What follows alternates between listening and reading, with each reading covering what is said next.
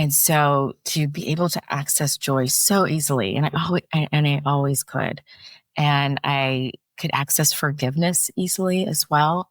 That never made sense.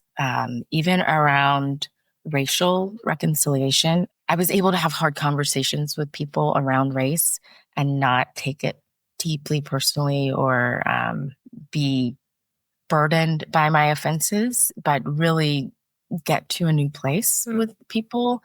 And I never quite understood that gift that I had or even saw it as a gift. In fact, sometimes I thought, well, maybe I should be more angry at people. But the truth is, I am really good at being in hard conversations with people who don't think like I am, because I can always access my joy, almost always. We've had some times, but I can almost always access my joy. I can almost always find my way of soothing, and I can. I'm so inspired by people throughout history, who survive and who thrive.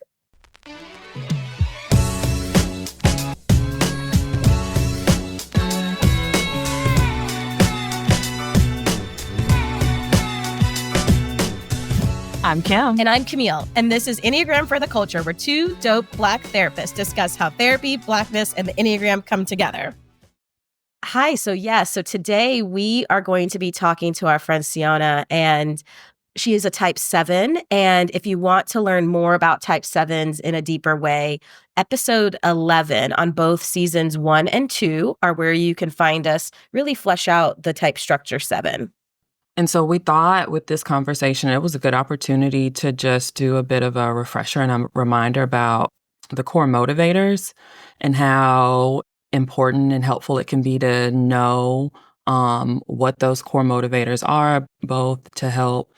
So it's the way I really encourage people. Like if I'm helping folks with finding their type, that's really where I focus. It's not so much on a test. I mean, like we've said, tests can be helpful, but really having a sense of what these core motivators are is the best way to figure out what your type is. It's one of the reasons we appreciate the Enneagram so much, kind of in comparison to other personality typing systems, if you will, is because it does a beautiful way of helping us to be aware of at our core what's motivating us to respond in certain ways or show up in certain ways. And so we wanted to, offer that reminder and share what the core motivators are generally or briefly.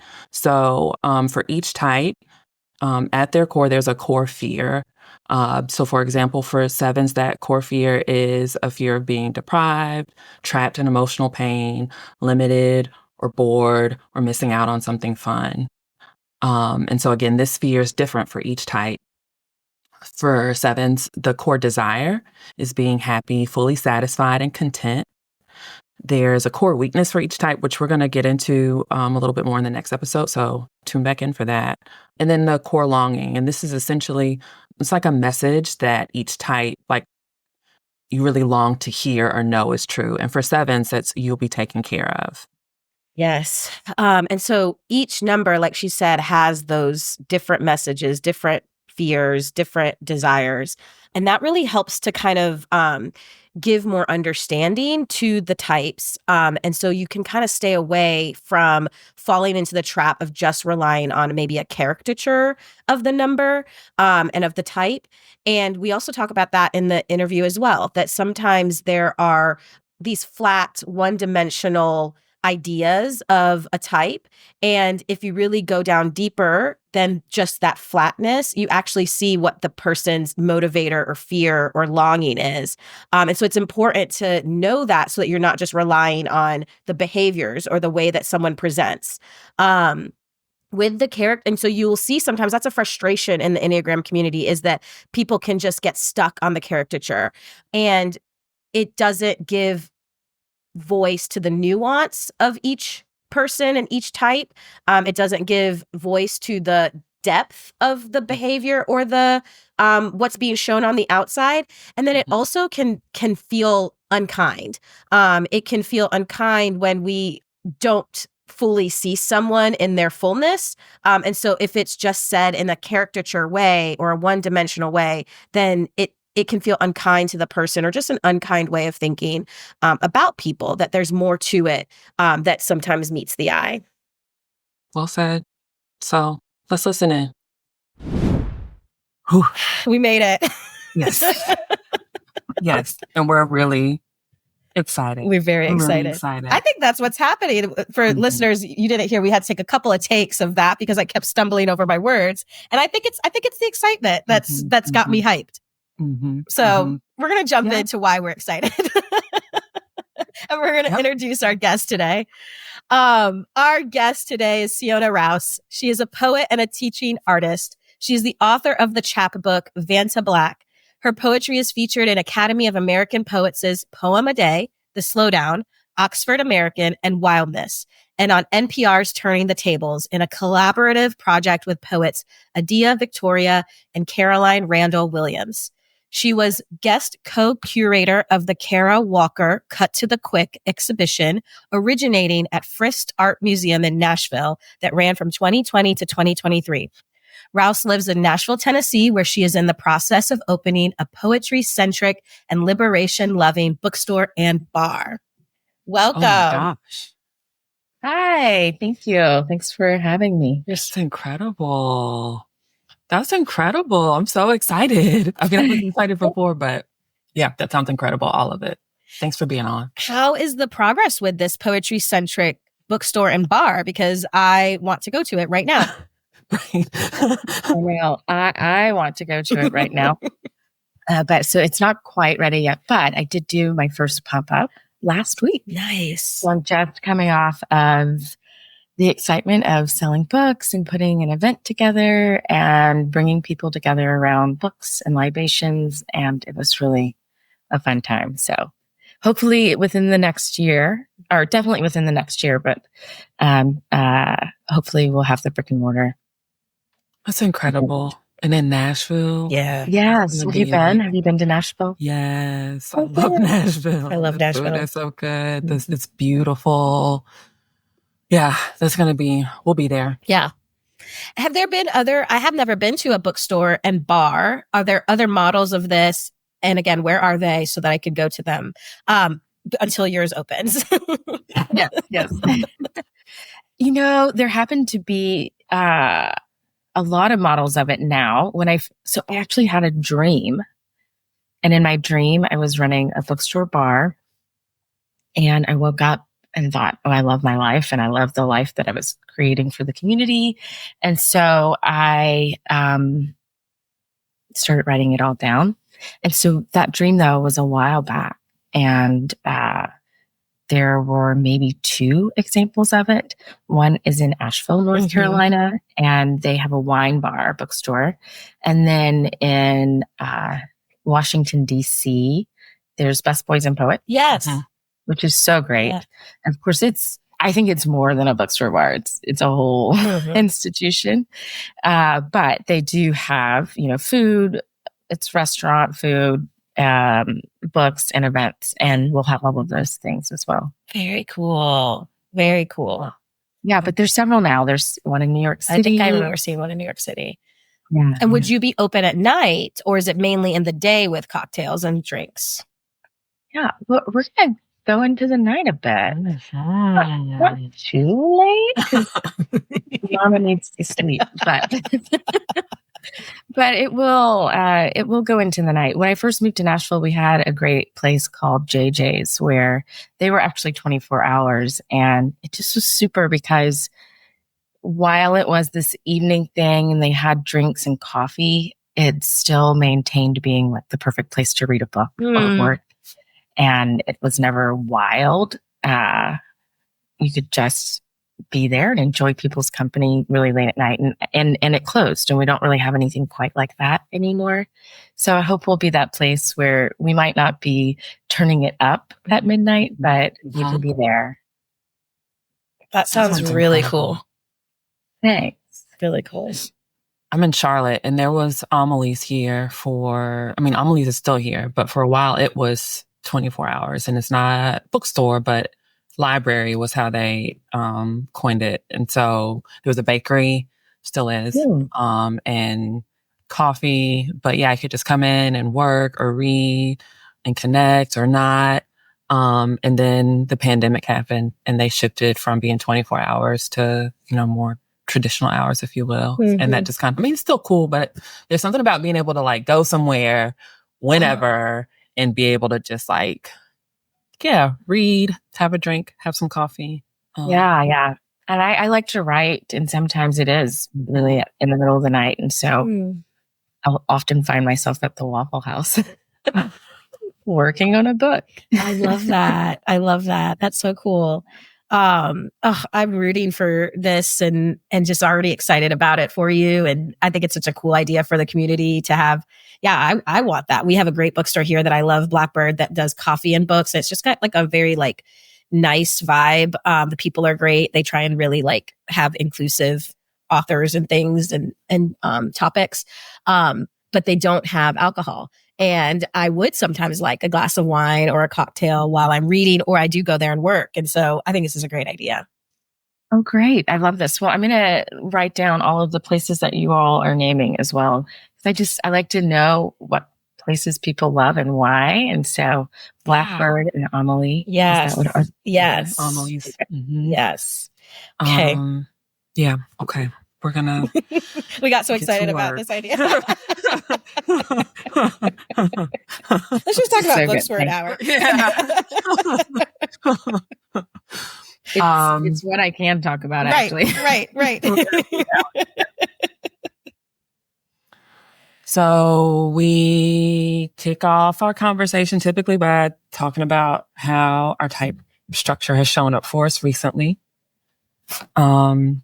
Would you care to go first, or would you like for me to go first, Ciona? Yeah, I can go first. I think that's such a good question. And I like having that as a way to reaffirm when I'm showing up in the things that motivate me, and also to maybe check myself at times too. So I think this past week with doing my first pop-up, I saw a lot of my sevenness, and some of it were the things that I can celebrate about being a 7, and some were the harder parts. But one thing I will say is that a reason why I had this dream for this space so long ago, and didn't make it happen, is because I was constantly afraid that I would get stuck.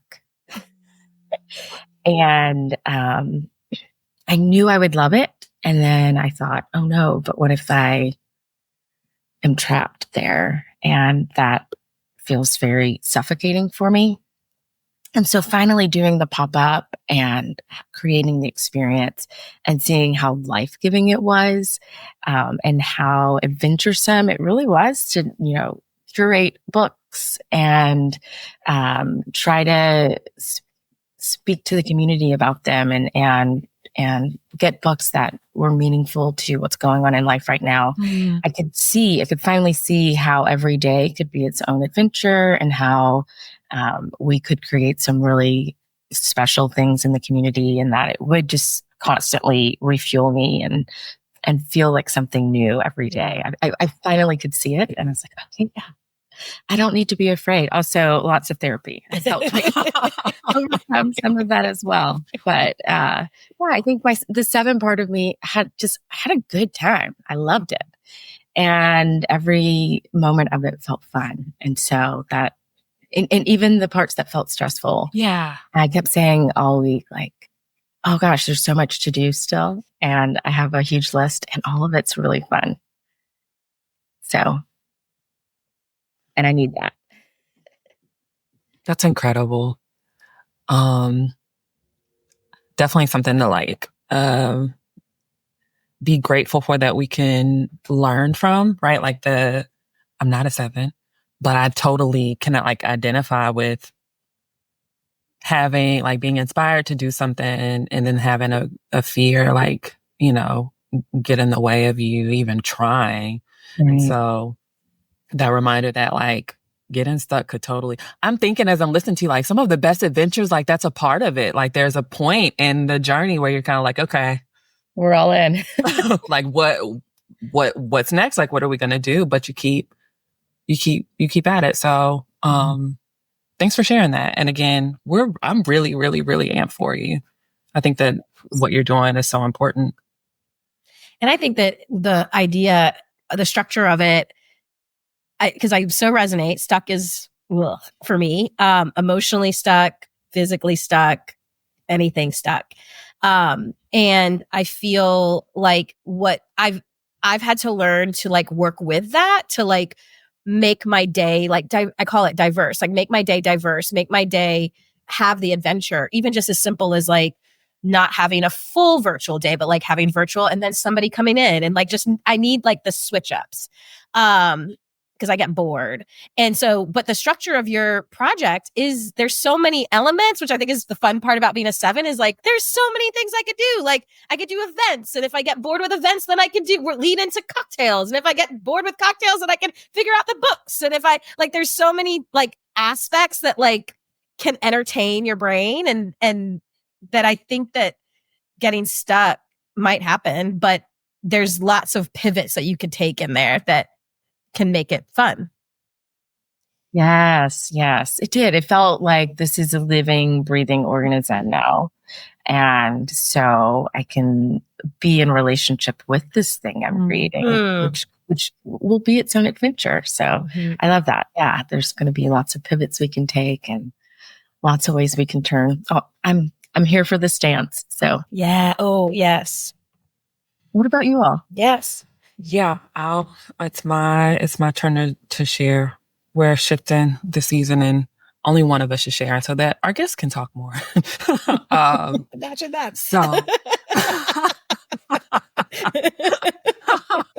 I love hearing you all. So thank you. We've gotten that feedback, so we might have to revisit because everybody's been like, "Well, wait, Kim, what are you going to say?" Today it's just me, and mine is not. It's actually not what I thought I was going to share. I thought I was going to get some help about game nights, but I'm not. I'll do that another time because as we were preparing for recording this morning, Camille helped me realize how my type really, just something that resonated a little bit more.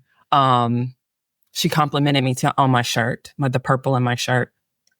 Nice. And I really like this purple. And I showed her my matching sneakers. Oh. And I love sneakers. That's like a thing, like love sneakers. But she asked a very important question, as Camille tends to do. And that was, do you wear sneakers do you wear shoes in the house all the time? And I said, yes and no. So pretty much only when I'm wearing sneakers. If I'm wearing like slides or something else, then I'm going to be barefoot if I'm in the house. But if the outfit calls for sneakers, whether I'm leaving the house or not, the sneakers are going on. And they actually have to go on before I start my day. So like I'll be running 3 minutes late to make sure my sneakers are on before I get. And so as I'm explaining this to her, I'm like, yeah, this is how my type is showing up. Gotta look correct. Gotta get the whole. She asked more great questions. Like, what is it? And I'm like, no, like it's a confidence thing. Like, I feel like, I'm ready for the day. I'm prepared. I feel good about myself and how I'm showing up. And so sometimes I might even put on some fragrance. Again, nobody else is going to smell me if I'm working from home and not leaving the house. But for me, I just feel like I'm prepared and I feel good about how I'm showing up. So that's how my type has shown up for me, is I made that connection thanks to my amazing friend Camille, who asked great questions. I was like, hold up. The shoes are on. Right. You're working from home today. And if so like I said, if it slides, if it's something, if I'm wearing a dress and I'm not leaving the house, then I'll be barefoot. But if it calls for sneakers, the sneakers are going on.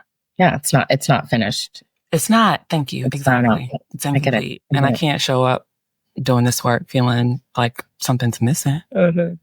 Nice. Are you a shoe person at home, Ciona? I do wear shoes at home often, not for the purpose of being put together because I'm often not put together at all. But I think it's just become, it's kind of a comfort. Like I have bedroom slippers or I have some slides that are easy just to put on. I mean, I'll do barefoot as well too, but I like being cozy and comfortable. I love that. I'm not a shoe person at home. I think I attest it to being a Floridian and being born in Jamaica. I want my feet. I like my barefoot. I love being free. I feel like and especially like with winter and coming up now, I don't love my foot being enclosed. Like I love sandals. I love, the freedom of being able to get out of them quickly. Like I have on shoes right now because I ran an errand, but I want to be able to like slip off a shoe fast. Yes. And I that's what I have on sandals right now. And it is that I love being able to toss them off. Mm-hmm. Well, I have on some very rare Air Max 97. And they're purple. Yeah, let me show you. Okay, let's see it. Yeah, those are nice. They match. That's great. It matches perfectly. I know. Thank you. Okay. I love that. Oh my gosh. So that's a great example. And so you shared with us that you were 7. And so how did you first learn about the Enneagram? What's your Enneagram origin story? Yes. Yeah. So I know you had a guest on, I think 2 years ago, Lisa Yabua. Mm-hmm. And she and I learned the same time, actually, together. We were working at a summer retreat area, center camp kind of place together. And one of the people there, her mother was really obsessed with the Enneagram. So this was like 25 years ago. And so everyone there that worked there got to learn the Enneagram and became super obsessed with it over the summer. Like that's all we did. We typed each other, we typed new people. Or we spent our days being like, oh, well, she is a 7 or she is a 3. And then I took that back to college with me and made everyone of my friends take the test. And I was really excited about it. I loved it. I think I always was attracted to personality typing. Mm-hmm. But what I thought was unique about this was that it was more about motivation, and that felt maybe a little freer than having a type. Mm-hmm. But to really think of like what inspires and moves you. And then there's so much movement in the Enneagram. So again, you don't feel stuck in one number. So I always found it really interesting, even though I was mistyped. Yeah. So tell us that story. Yeah. So when I discovered it and took the test, and actually, if I still take a test today, I will be very heavy on 3, if not still a 3. But I test as a 3. Yeah. And there was so much that did resonate around it and make sense. I get why I test as a 3, because I like to do a ton of things, and especially in my youth. And back then they were really big on taking the test. I feel like you don't hear about this as much anymore, but back then they would say, if you're going to take it, you need to think in your like 5-year-old brain or your 8-year-old brain. Okay. It's really important that you thought as a child. And as a kid, I won a lot of things. I was just really successful. I was like, and I tried a lot of things. And so of course I was going to eventually win. Mm-hmm. But so that achieving things became maybe a part of my personality, even though I never really cared about it. So I was never truly motivated by achievement. And that's where I did have a break from making sense of the 3. But there was a lot about the 3 that did resonate. And I think 3s and 7s have a ton in common. My partner is a 3, and we make a lot of sense together in that way, and have some similarities and definitely some differences. And so then how did you land on the 7? Like, so was that with, like you're saying, did you lean more into like the narrative, like asking questions that then like directed you to the 7, or what ended up happening for that shift? Yeah. So I always kept the Enneagram a part of my conversations, especially I think in relating to other people. I read back in the day, back when I found out about it, I started like typing every character on television. I'm a writer.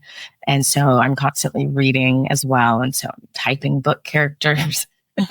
And so became really obsessed, honestly, with other numbers and what they represented, and wrote essays about it in college.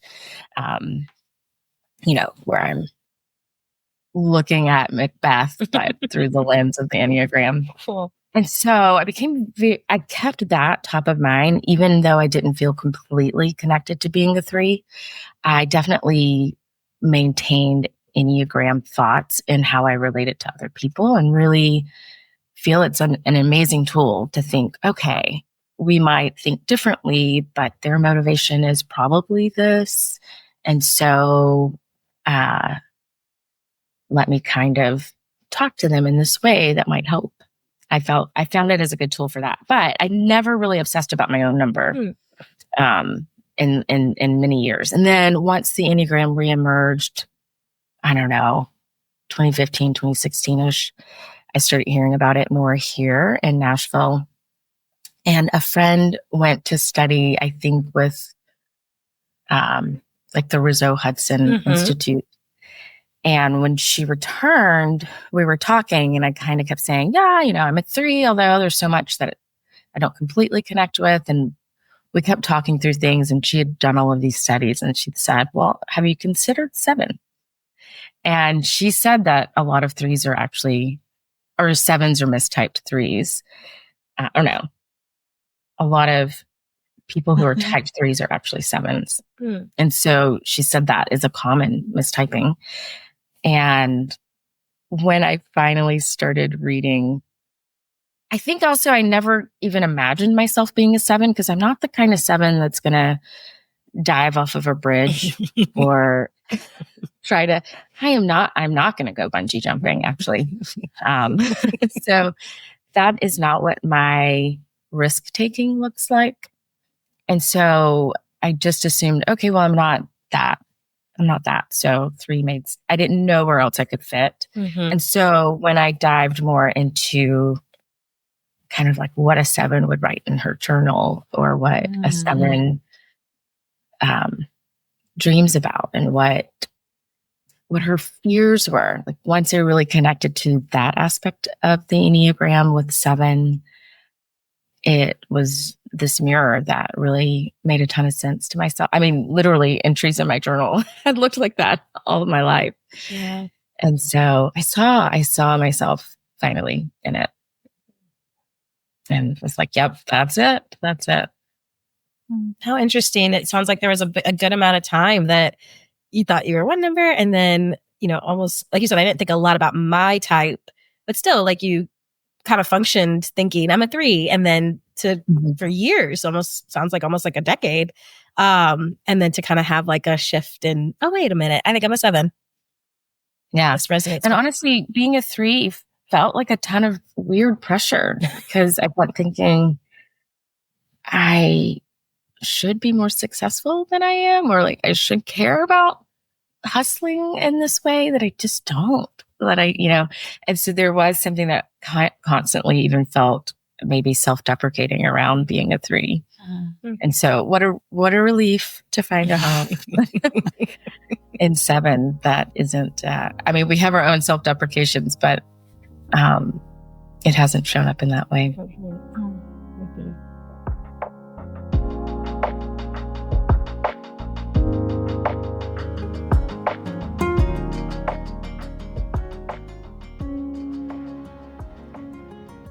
I'm curious, and this will kind of tie into the next question, but I'm curious, like, with that journey of landing on a type that feels like home for you, how impactful. So you're talking about how there was quite a bit at some point that you were learning about the 3 that didn't really resonate with you. And then there was some degree of what you knew about 7s. You mentioned jumping off a bridge that didn't resonate with you. So how much do you think like the narrative about these type structures, like kind of influenced how you were able to connect with either type, or again, especially as you're journeying and trying to figure out what feels like home for you? Was the initial like curiosity that arose as I was listening. But the actual question, is, can you talk about like your experience as far as noticing how your type intersects with your Blackness?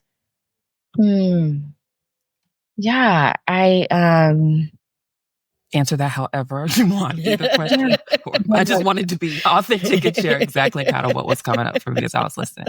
Yeah, no, I appreciate that. I appreciate all the places that you went. I mean, honestly, there really is a real freedom in it. I think as Black people, we have been told to be twice as good. I mean, all of us have heard that at least 3 times as good, maybe, to be excellent. And so even to be given this number when I test, that's all about, I mean, I shouldn't say all about, 3s care about other things too, but there is so much weight on success and excellence and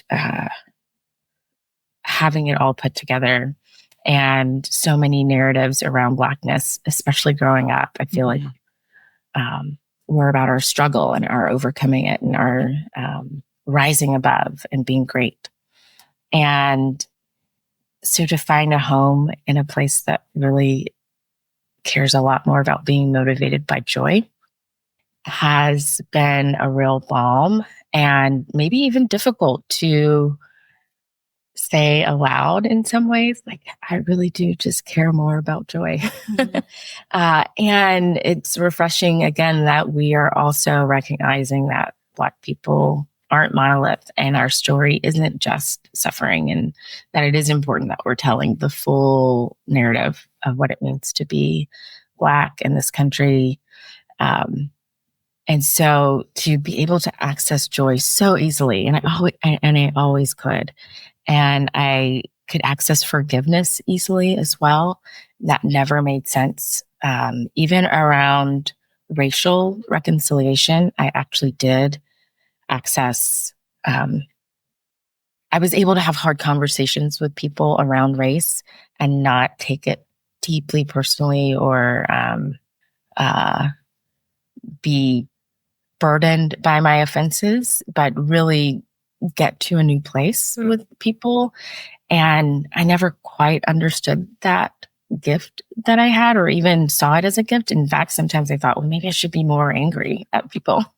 But the truth is, I am really good at being in hard conversations with people who don't think like I am, because I can always access my joy, almost always.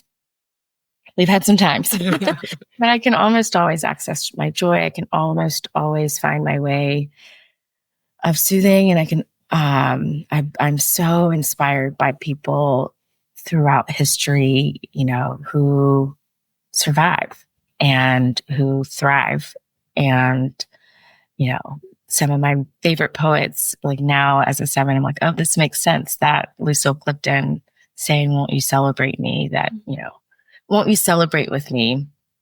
That being both non-white and woman, she's still every day, you know, survives. I'm grossly misquoting her incredible poem. But saying, you know, like every day something tries to kill her and fails. And the idea that instead of just writing a poem about being downtrodden, she's celebrating how much she's constantly rising above it, and not just rising above it, but like living fully and loving her life. And so much of her work is about that, while also recognizing the hardships. You know, she's able to live with the both. And so yeah, as a 7, I can really love that from the beginning. I've loved Black joy, and I have so many amazing memories that are full of joy. You know, Nikki Giovanni, also an incredible writer, and she has a poem called Nikki Rosa. I won't try to quote it either, but in it, it's like, we loved ourselves, you know, and then don't let the narrative about being Black in Southern Tennessee, Tennessee growing up, be this one thing. Like, this was a good life.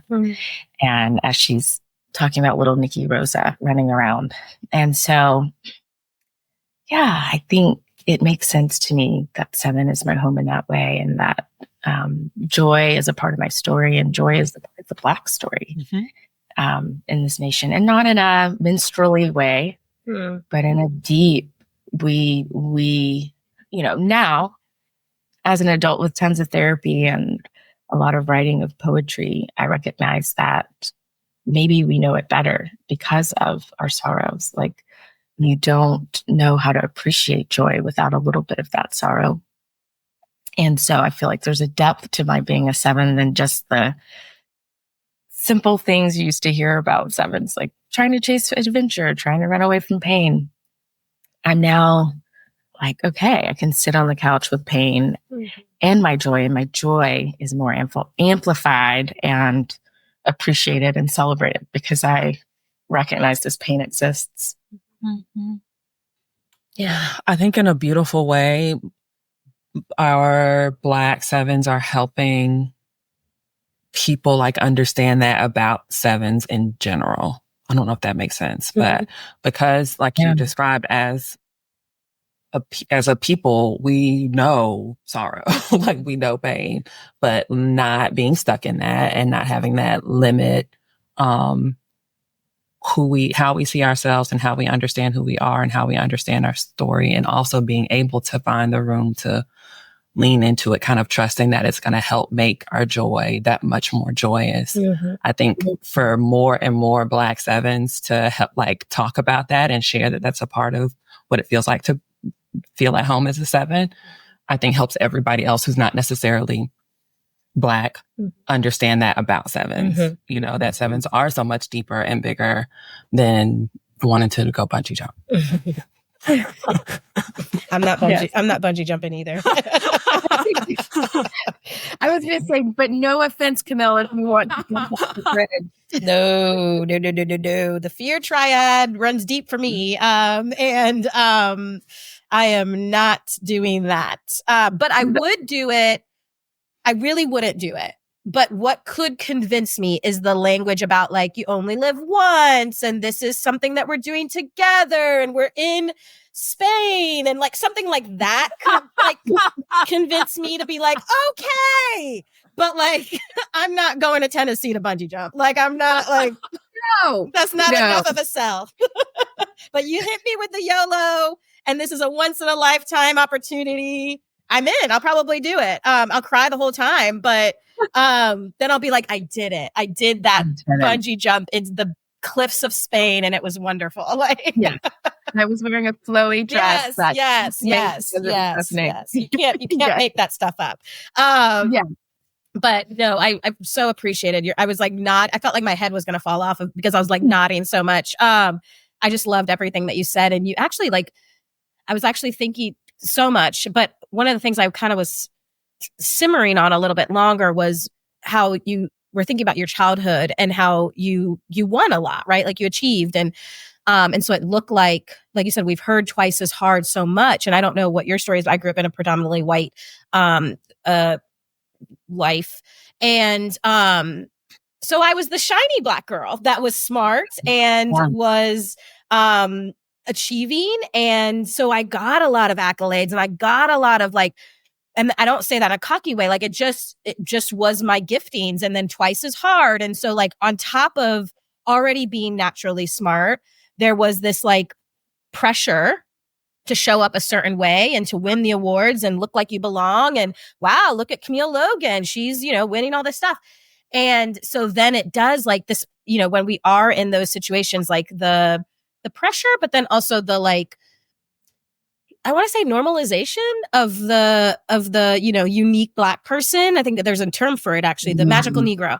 And it's like how that even is placed on us as children. Cause a lot of us achieved a lot of shit. A lot of us have that story of, I was the one Black kid in my AP classes, and there was praise to that. But then what you said of like that, I so agree. Like for me, like when I realized that like I actually don't like that stuff, like I can do it. I can do it very easily. But I don't actually like it. And like, so in college, like I purposely did not do certain things. So I was like, I don't want to be the president of X, Y, and Z and A, B, and C. Like, I don't care. I just want to have fun. Like, and actually recently my mom was talking about us growing up, and she was saying that, she was like, you know, Camille, you were so smart. I thought you were going to have this big career. And I do have a big career. She corrected that. But she's like, I thought you were going to be a doctor or like like you were getting all these good grades and all this stuff. And I kind of looked at it, I was like, I didn't want to do that. Why would I go to school for that many years? Like, I did not want to do that. Could I have done it? Absolutely. I could have done it. But that's not what I wanted to do. And so just hearing you, I was like, wow, I feel like I have a similar story of like recognizing like, I don't actually like that. I want to have a life of work-life balance. I want to laugh with clients. I don't want to climb anything. I just want to be, I want to have my diversity in my day. Like we were talking about, like, yeah. I'm like, that's where I'm like, we do only get one life. So I want to live a life that I love. Yes. Right. Yes. And so, I did this poem once. This poem prompt was to think of your earliest memory. And when I went to try to think of what my first memory was, it was actually the funeral of a child. And I remember it so perfectly that I thought, well, maybe I was like 6 or 7. Like I don't have memories before that. But my mom says that I was an arm baby, and that's what she took me because there was no way I could remember. But I remember every detail of it. It's fascinating. Anyway, all of that to say, I think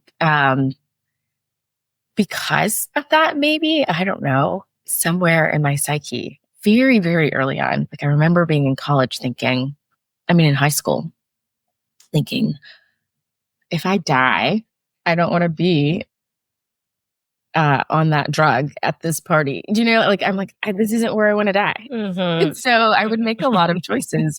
And so sometimes I do things that, other people think are crazy, like fly into Zanzibar without a hotel or plan, and I'm just like, okay, I'm here in Zanzibar for the weekend. And figuring it out as I go. But if I died doing that, and that's what my obituary said, I would be fine. I'd be fine with that. But I don't want to die at the mall even. So sometimes I just don't go to the mall. I'm like, I don't know, crazy people have guns and no one wants to regulate them. And so I will figure out ways to avoid going to the mall. But I will do other things that are crazy. But it's a part of who I am is to be like, okay, we have this one life. How do I make it what I want it to be? And I think the earliest parts of my life, I thought that meant like achieve. And had a ton of joy around some of those things. But ultimately, very, very early in my adulthood, I left jobs that were 3-figure salaries. And my mom's like, what is wrong with you? And I'm like, I just don't want to pursue that. That's not that. I don't care about that. I don't care. I want to feel good. I want to love my life. And this feels like it's going to help me love my life. And so, yeah, it's a real intersection with our Blackness, right? Like the way that, right? Yeah. I don't even know how to put words to that. But it just intersects with being a Black person around achievement. Yeah. I would love some of those salaries. Only because then I could travel to Spain and be convinced to jump off a cliff. And then get convinced to jump off of a cliff. You have some trades, I guess. Right. For the YOLO. Yeah. Camille? Yes. I didn't know if you were thinking. You said like there's been years of therapy, lots of therapy to like figure out that balance of like pain and joy, which just was so beautifully said. And we talk a lot about that in the podcast. And so what has your relationship with therapy been? Whatever you want to share, however, I skipped a question. It's okay. Just go with I'm going to go with therapy. Yeah, we'll come back around.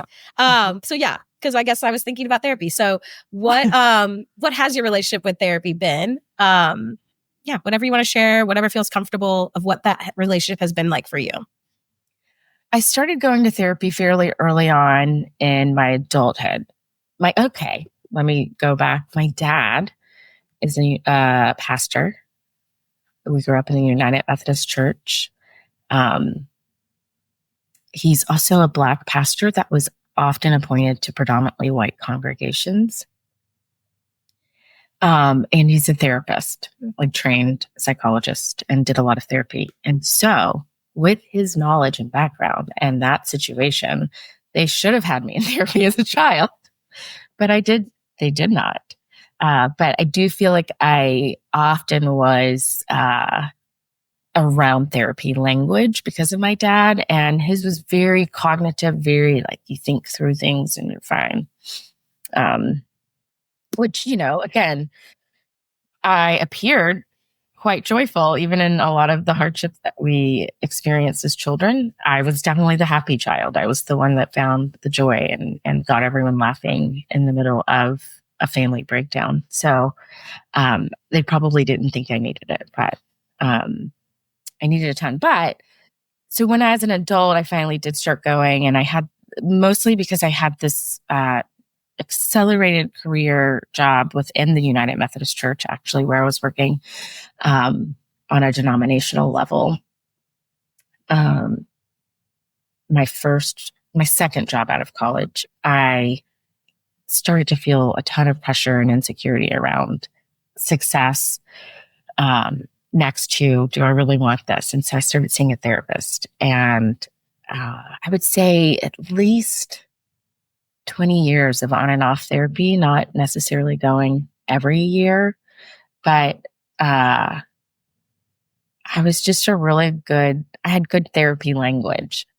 I don't know if that makes sense. So I had an amazing therapist, and I had some breakthroughs, especially around some family trauma.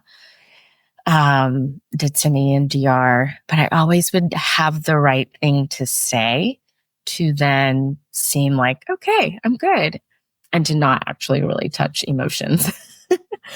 And I don't think I even realized that that's what I was doing until this latest therapy experience that started in 2022, where I was depressed in a way that I never even thought possible. When I heard people talk about their depression, and I would often say to family and friends, like, just take a deep breath and smile. And in ways that I thought it was being helpful. But then when life hit me about two to three, I would say definitely 4 years ago, during the pandemic, I pandemicked like a boss. I was actually really great at it. I could stay inside and make a whole adventure in our house, and we had amazing charcuterie boards and good porch visits with the neighbors. And I met everyone in the neighborhood. Like, I found ways to be in my bliss. But when the world reopened, I realized everything hit, and I could not find my balance. And then the Uvalde shooting, I think, was 2022. And I remember listening to a podcast where they were talking to some parents from that. And I literally saw myself descend down staircases and felt like I was in a basement of hopelessness. And I'd never been there before. And I don't think it was just the shooting, although that's enough to make someone really depressed. But the external world, my internal world, everything felt hopeless, and I could not access hope. And I've never not been able to access some form of hope. And I just didn't even know who I was anymore. And so when I started therapy a few months later, finally, from there, it was psychosomatic and really dealing with the body. And here I was again, able to say some things that made sense. And then she would say, get on the floor and talk about that. Or, do cat cow while you're talking about that. And then, oh my God, all of these emotions that would break forward if all of a sudden I'm having to like be actually in my body and recognize how many emotions I've not wanted to touch. And I'm a poet. We're supposed to want to touch emotions. But even in my poetry, I like touching other people's emotions outside of myself. So anyway, my relationship with therapy just in the last couple of years has just been cracked wide open. And this real yoke of emotions is now upon me and being stirred and made into something that I hope is good. I hope it's going to be great. I'm in the process still, but finally starting to touch on real feelings. And that is where I'm now learning, like, okay, I don't have to just leap quickly to the joys, but I can experience the hardship next to the joy and allow both of those feelings to be right. I definitely still can find that it creeps into my language that like, oh, I want to feel better, or, oh, I want to get through it. I think I even just said it. But the truth is the getting through it is the accepting of myself, which is accepting the harder things and the lighter things.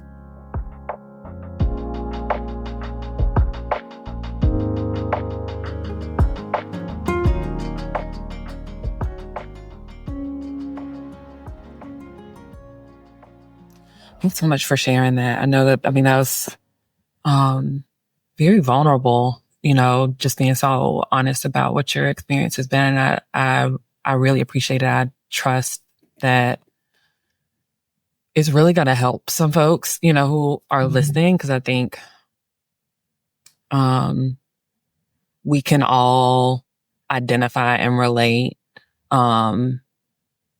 on a few levels. So just yesterday, we were talking about how, as a 3, as a 7, we were speaking with the 1, how we can all, as Black women, learn how to not be attuned to tender, vulnerable feelings as a way to just like protect ourselves and to get through.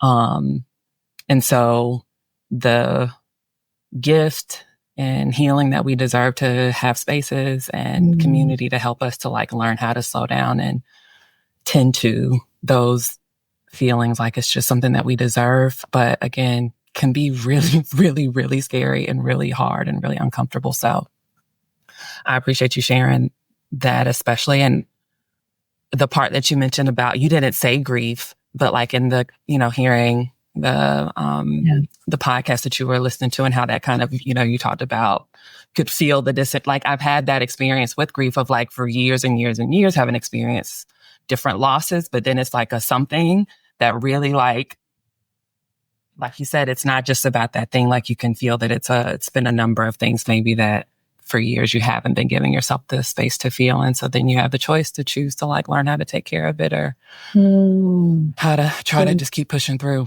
So a lot of that really resonated. Grief is the word. Grief is absolutely the word. Yeah. And I think so many of us walk around with our griefs. And I think grief is such a uniter. I say so many of us, all of us. I mean, I was this child with this grief about a child being killed that I never even knew. I didn't know the child. Yeah. But I knew that mother's scream, And so very early on, I knew a grief that I just didn't address or talk about. And I think all of us, if we don't know grief, we're going to know grief. And if we somehow die too young to know grief, like that little child, then we leave someone grieving. But we're all in this relationship with grief. Absolutely. And yet we don't handle each other with that tenderness of grieving humans. And I want to do that more. It's powerful. Yeah. Thanks for naming that word, Kim. Yeah. Oh, you're welcome. Thank you for sharing, really. Yeah. Yeah. I remember when first learning about 7, I think it was actually in that Rizzo Hudson book, and or maybe somewhere else. And they talked about grief with sevens, that like sevens like secretly really actually really feel that and understand that and have a like I think they were talking actually about like Stephen Colbert and like how they think that he's a seven and how like, funny and, whatever, but that like when you really hear him talk, like he actually speaks a lot about grief. And so it's interesting that you shared that and then like talking about it with this shooting that's just so terrible and just like nonsensical. And like, like things like a child dying, like that funeral, like, yeah, the suckiness of life sometimes. And how like overwhelming that can feel, and depressing that can feel, is hard to navigate as humans. Yeah. Yeah.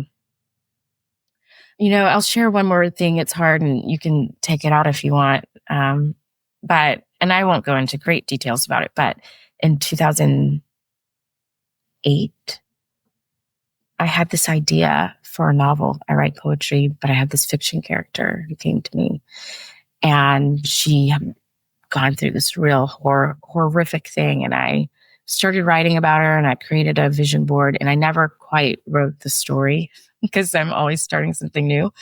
But I did start all of these conversations with her and exploring this character. And then when I finally started doing psychosomatic work, in therapy and having like my body actually connect with emotions, I was on a walk and all of a sudden I realized that around 2008, the thing that I was writing about her, this tragic thing that happened, actually happened to me. I did not know. And I don't know if it was the seven part of me that like protected myself and just went to good feelings, or just whatever my body did. My body in its superpower was like, you can't handle this. Yes. And so it created this character outside of myself who held it for me. And I actually, on this walk, I started crying out of gratitude for this character. And I had also started, for some reason, I returned to her and I started writing about her, as well. And I think I needed to get to the work and actually get in my body and actually touch my griefs to ever be able to even see a major grief that had actually happened to me. It's crazy. I mean, I think the Enneagram or the body or the mind, all of these, the mind is the body, all of it is this superpower in the ways that it can protect us. And obviously we need to do the work to say like, oh, I don't need that protection anymore. I can keep moving forward. But there's such freedom that I'm learning when I am willing to touch my griefs. And, I mean, honestly, now when I have people that sometimes, and I don't know why, maybe because I've made myself more open to it, who will, I was talking to some woman at an event for Black women, actually, and I overheard her say that she was new to Nashville. And so I said, how has Nashville been kind to you? For some reason, I worded it that way. And maybe because I worded it that way, she immediately led into how her father had died right before she moved to Nashville. And so Nashville has been her place of healing and like starting over after this real tragedy. And then we had this amazing conversation about her dad, but I was like, oh, hello, we have entered into grief. And I love that. Like, let's break through the rest of it. We could have sat there with our cocktails and talked about traffic, but no, we got to go into how this is a place of healing and grieving and being made new as she remembers her father. And I'm so grateful that this therapy and kind of coming home to my number has opened me up to that. Us too. I'm grateful for that for you. And I'm grateful, for that kind of the model, the example, the reminder that that's something that is accessible and available to all of us. Again, just I think accepting that it's going to be hard. Sometimes it's not always going to be, comfortable. And really appreciate you, offering such a testimony, if you will, to the power of connecting with our body. And, even in and especially in at times the therapeutic space. And again, for Black people, for us to know that it can be a practice to have a space that's safe, to connect with a professional who can help you to heal from some wounds that perhaps you are repressed for you that you're not even aware of, and that can happen through your body, not your body, the like you said, superpower, the miracle of our bodies. So I really appreciate you sharing that too. Yeah, I mean, and again, cut me off. Cut me off if you need to. We're all looking at us. We're like, come on. I'm sitting comfortably I'm gonna feel like I'm sitting on a couch, just listening to you. I'm at your bookshop right now. I'm at your bookshop. I've got my drink. There's some nice music playing, some candles. I'm comfortable. Keep going. What are you gonna say? I want that to happen. That's me at the bookshop having these conversations. Yeah, I mean, I think as Black people and as women, right, we are the two populations in this nation whose bodies have been constantly trying to be controlled, constantly trying to be owned, literally owned. Yeah. And then still trying to be owned. And so they're the most radical thing that we can do to be in our bodies, to be in them, and to claim them, and to allow whatever power that our bodies have work for us. Yeah, absolutely. Yeah. And you've used the word freedom a lot in our conversation today, and how that is an avenue to freedom, is for us to be in our bodies, and you said something earlier that you were like, sitting with the grief gives me the freedom, right? Sitting in our body gives me the freedom. Just how freedom is connected to that connection. So, yeah. Has there been a one thing that you've learned in therapy, that you've learned while doing that work? I know you said you're still in the midst of doing it. But if at any point in your therapeutic journey, has there been a one thing that continues to really resonate with you that you don't mind sharing, that might be helpful for some of us? Man, so many things. And it's taken, different steps along the last many years.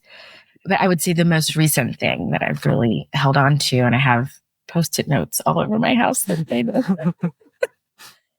is that I wrote down, after talking with my therapist, that nothing is all or nothing. Nothing is all or nothing. And that has been really amazing for me, because when I get whelmed by things, or when I just, sometimes I'll avoid doing laundry because I don't have time to do all of the laundry, just basic things like that. And it's I don't have time for all of it, so I'm just not doing any of it. And it's well, no, I don't have to all or nothing this. Just do a load, and that's how you get it all done. My partner always says, he says, you eat an elephant one bite at a time. And so, and I have a hard time. I'm no, I don't actually want to eat an elephant, but whatever it is, one off of it. A whole elephant, and I need to do it in an hour and a half next. And so that has really helped me with forward movement, but also emotional things too. Just recognizing that if I'm feeling something, it doesn't have to be all and everything, right? Or I don't have to avoid the feeling of it because I'm afraid it's going to take over me. Because I'm no, I can actually touch it for a minute, and I can keep going, or I can cry it out. My therapist says to like give myself permission to cry it out and then shake or, like do something in my body or get up and just, listen to what needs to happen in that moment without thinking, oh, I'm going to be here forever. So yeah, I've got these notes everywhere. And then I would say the other thing is self-acceptance. And I think I loved, things from the Enneagram to personality types to even just books about self-help. I really devoured a lot of that when I was much younger. And I think part of it is because I want it to be helped. I want it to be better, not in a like competitive way, but just to actually feel better in my life, to be happy and to like live the life that I wanted. So I'm constantly reading these things to get there. And I'm now realizing that accepting fully who I am is the work of living my full life, as opposed to trying to be something else or trying to like change that. And even if any change happens, it only happens from actually accepting who I am now first. And so those have been really key to me. And again, are on notes all over the house. Reminders. Yeah. So beautiful. Thank you for sharing those gems with us. Like for us to hear those words of it doesn't have to be all or nothing, and that we can accept ourselves in this moment. When you were saying that, I was Lisa, actually, and I know you mentioned you guys are friends, and she's the one that directed us to you. She shared something recently, so I found it in my notes just in August, and we were talking about something, and she shared this quote that she had heard recently that said, "Everything is one thing and nothing more." And it's from The Alchemist. And so, that I thought that when you were talking, I was like, oh, that reminds me of that quote I just heard, that everything is one thing and nothing more. And even the way that applies to the all or nothing thinking, but even how it applies to the self-acceptance thinking of what you shared of it could just be this one thing and nothing more. Yeah. Oh, I love that. Mm-hmm. I need to read The Alchemist. I've heard so many people quote I've never read it. Kim, have you read it? I was just thinking I need to read it too. I have been, I'm pretty sure. But yeah, and I feel like it's been coming up a lot, lately. For me lately, like people are quoting it or it's being posted or somebody references it. So, is it an old book? Like, is it like, yeah? I think it's been around for quite a while, but I don't know how old. 88? I love the word alchemy and that idea of, I guess with alchemy too, there is this, again, acceptance of the full self that then leads to a change. You are a thing fully, and then it shifts. Yes. Okay. Looks like we've got a homework assignment here. We're going to read The Alchemist. I know. Hey, book club. Yes. Yeah. Thank you for all of this and those gems. And we'll do the question that I skipped, which is a beautiful way to sort of end is, what is a hope that you have? And you talked about how hope is always something that's close by for you. And, what is a hope that you have for Black people? And that can be on an individual level and then also, on a collective level, something that you hope for us when it comes to growth, in whatever shape or form that takes. I feel like it's such a charged time to discuss hope for Black people. Like November 5th, what happened Very from there? soon, yeah. But I also do want to divorce it from politics, right? Because I do believe there's a way that we can be who we are, regardless of who's in office.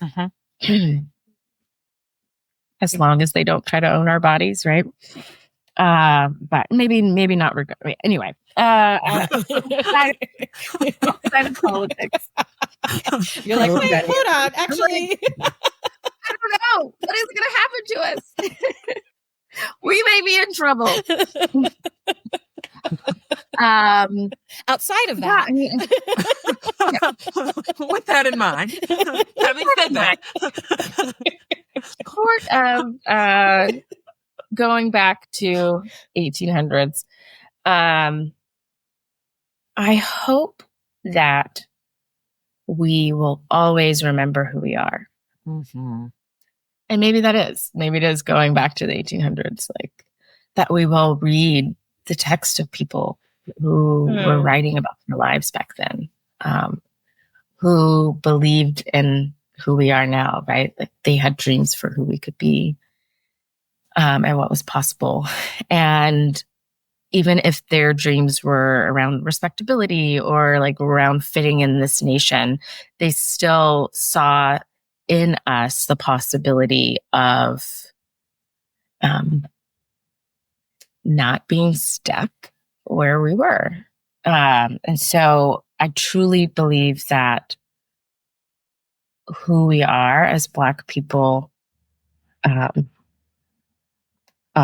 an empathetic people, a people who truly do care and love one another, love this nation, love this world.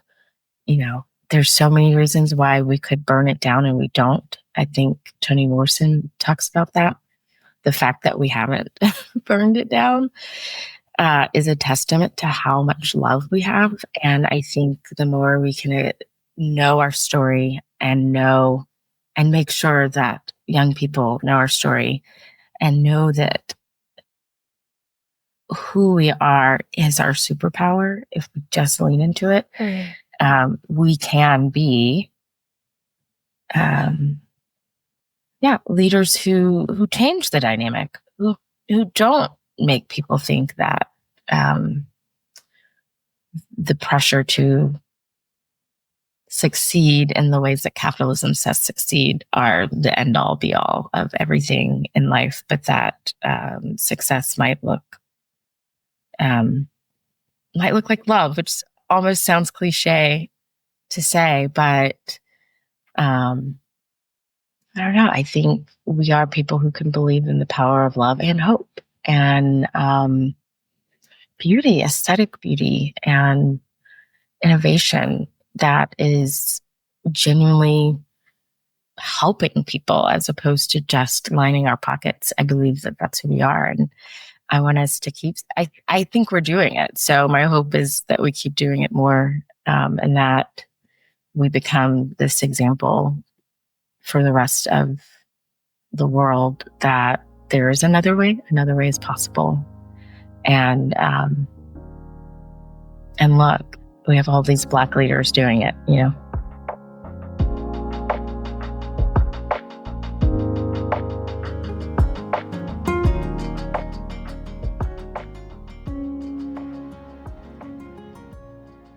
Do y'all ever answer this question? I'm so curious. I don't know if anyone has like asked this when we were recording, but I can tell you, like, what you just shared, that resonates so much with me as far as what my hope is. I'm also thinking about why I like this tool so much is because it can help us with understanding who we really are. So even as, you know, we were talking about 7 versus 3, like there was so much about 3s and this notion that, you know, we love to achieve. That's not really who we are. That's how we cope with really not feeling loved or worthy or valued. And so, yeah, to know who we are at times by knowing who we aren't, knowing who is trying to tell us who we should believe we are and being able to like discern that and call that out and not fall for it. But absolutely resonates with me that we will know who. I think there's so much power in that for us to know who we are, no matter what, no matter where we are. Yeah. Beautiful. And I think that like the tool also helps with knowing who we are and like not having shame about it. Cause I'm thinking too about, I quoted her interview yesterday too, but thinking about Margaret when we interviewed her earlier this season, and she talked about being a 3 and how achieving is not just for the sake of achieving, that it is also helping others. Yeah. And when you were talking, Ciona, you were talking about like, look at all these leaders, look at all these people that are doing things like right? Like there is beauty in all the ways that we can be who we are. And there's beauty in all the ways of saying, yeah, I want a career where I get freedom and this and that. And I don't, and then there's beauty in being like, and I want to be the president. I want to be the president and I want to achieve that.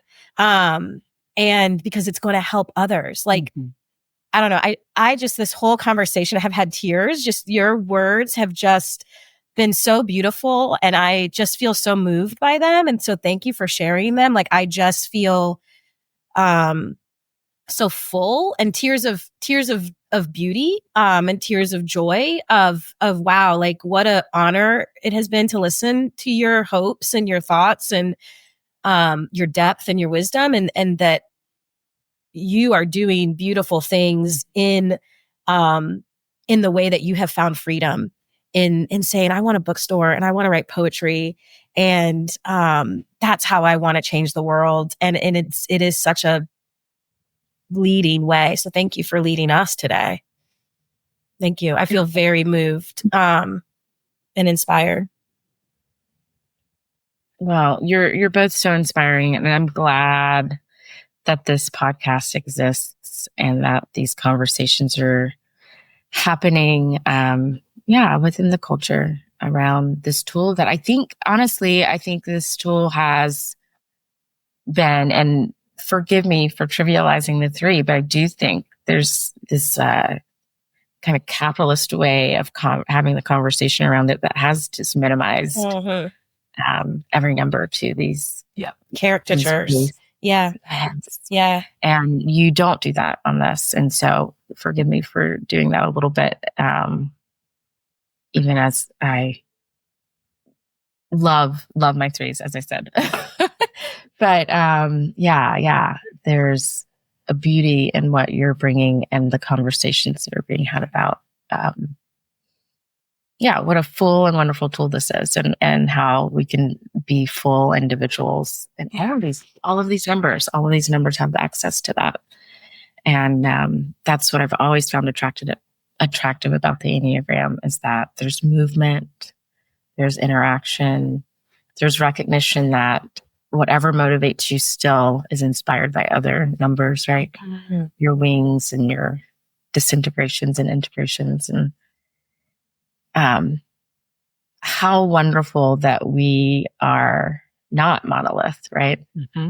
As humans, it's what makes it difficult to be human, but how great. And I would say, as all creatures, I mean, I've had 3 German shepherds and they're all so different. Even as they're all 3 quintessential shepherds in their different ways. Actually, I've had 4, but one I was really young. But wow. Anyway.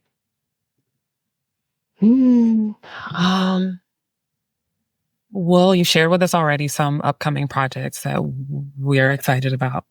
So anything else that you'd like to share as far as your work and how people can connect with you and the work that you're doing? Yeah, I'm terrible at Instagram, but I'm hoping to get better at that. So if I do have new work that's coming out, I usually will post it, though, on Instagram or my website. I am working on a million projects, though, because I'm always trying to find a different thing to work on. Most exciting, though, of course, is the bookstore bar, but I'm also still writing poetry. And recently I've run into the story about the American Plan. Are you familiar with this? So in kind of the late 1910s, they started arresting women off the streets to try to control the spread of syphilis. And they put women in concentration camps. And when you hear women tell the story about it, it's horrifying. And this happened in the United States. They actually called it the American Plan. Where? All over? I've never heard about this, but I know. All over the United States, or in certain cities, all kinds of women, mostly probably Black people, but what? Yes, all over. It was a plan to protect, because we were at war, going into wars. And so there was this concern that soldiers were getting syphilis This doesn't sound all that unfamiliar to me for some reason. Not being able to fight. I never really heard about it. And when I first heard someone almost say it kind of flippantly, I was like, wait, what? And started diving into it a bit more. And so I've been writing a ton of poems and trying to find as many of these women's accounts of their experience as possible. And I finally think there's a collection that's coming up with some of that work. So hopefully I will be able to write it alongside creating this bookstore, or I am writing it alongside creating the bookstore. So I would love to open my bookstore and have this new book. So then what happened? How did it end? Okay, it went on for a good like 40 to 50 years, honestly. I know. So this is very recent history. And some women were prostitutes, and so people were okay with that, which is not an okay. entire different conversation. But sometimes it just was a woman that was comfortable in her body, and they didn't like how comfortable she was in her body, so they were going to take her off the streets, and they would poke and prod on them, test them, keep them confined. And for some people, it was just for a couple of days. For others, it was, like months to years. And this tragic thing that happened to so many women in the United States, and it was all over. I think, places in California, Kansas, there are a couple of places where you just heard more prevalence of it. They took it more seriously, maybe. But it was a federal plan, so anywhere could do it. You're looking it up, Kim? Mm-hmm. Yeah. So I think I forget the name of the Chamberlain Act. Chamberlain Kahn. Chamberlain Kahn, thank you. The Chamberlain Kahn Act is KAHN is the actual title, but they nicknamed it the American Plan, which feels so. And it was a lot of Black women, as you named, who, especially the ones that were kept longer, were Black women. And so, yeah, I'm hoping to tell that story and make it a part of what we do really know. And, what we talk about in American history. Like, there's no way to talk about the war without talking about this, I don't think. But we did. That's how I got through high school. And so I hope to change that narrative, because when we look at things like Project 25 and all of these other things people are putting on paper, and we like to say, like, some of these books we read are dystopia. And I'm like, it's dystopia based on realities that happened before. And, we know that slavery happened. And this happened less than 100 years ago as well. And so that reality that we can keep repeating these things, I think, needs to be in the forefront of our mind. I think a lot of, when I think of people who are undecided right now, and again, I'm making it super political, but I think it's easy to be like, well, I don't want to be extreme, but we've had extreme things happen on this soil, and extreme things can happen on this soil again. So it's really important that we tell those stories. Absolutely. Thank you. Mm-hmm. Yeah. So that's how people can find you, is this upcoming project and the books. Yeah. We're going to have to be at the bookstore with a drink. We'll be in Nashville. I'm invite you. I'm going to get a stiff drink when you reveal those poetries, those poems. Right. But that sounds important. Yeah. That sounds important. CIONAR though is my Instagram, and I post things every once in a while. A lot about banned books right now as well. So yeah. Cool. Very cool. Thank you. Thanks. Thank you. You're wonderful. Thank you. Well, Kim. Yeah, I'm ready to go. I'm like, let's go with this day. Let's go. I'm ready. Let's go. So thank you. And that's it. That's a wrap. The most depressing 7 you've had on the show. What'd you say? I'm like, so let me end with destruction. Definitely. I think not to compare, but I think the willingness comfortability, kind of confidence, it felt like, to not be like just like on the surface. We mentioned like the characters, like the depth that a lot of times I think can be missed when it comes to sevens. Any of the numbers, yeah. Any of the Any of the types. numbers. But no, to me, that's how it felt. And that's why I'm like, yeah, this was deep. And I got that strong forewing. I love some depth, but I'm tired and I want to go take a nap. Yes, I hear that. All right. Well, Thank you so much. Thank you. That's it. See y'all in the next episode. See you on the next episode. All right. Take care.